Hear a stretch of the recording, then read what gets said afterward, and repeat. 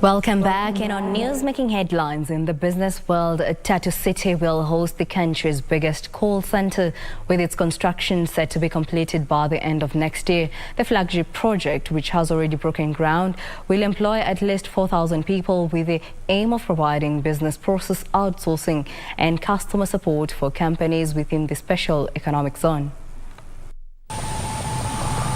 Tatu City is Kenya's first special economic zone, hosting a myriad of businesses and companies that enjoy a 10% corporate tax reduction for 10 years and a 15% rate for the subsequent 10 years. Businesses registered within the city also enjoy the additional benefit of zero-rated VATs, import duty exemptions, and low withholding taxes.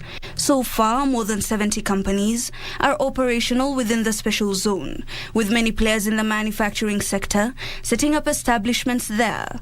The opportunity that we have, the clean title on land, the SEZ status that you have within the city, and also understanding that Tatu City brings global best practice to Kenya. Generally, from our perspective, we look at where there's youth and where there's a good catchment area in terms of obtaining youth. And we look at a market where our youth at the minute, there's a high unemployment rate.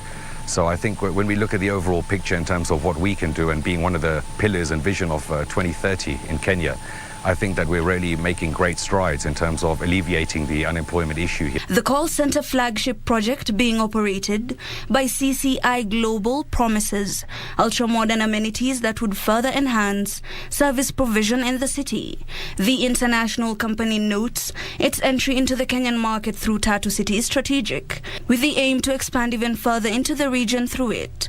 Project stakeholders note the employment availed will take keen interest in the youth, taking advantage of the vast pool of IT-trained Kenyans.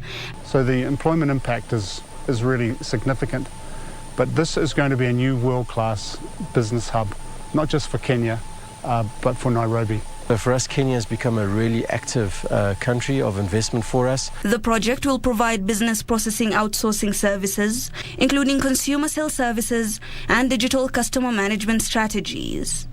Hibak Said for Lunchtime News.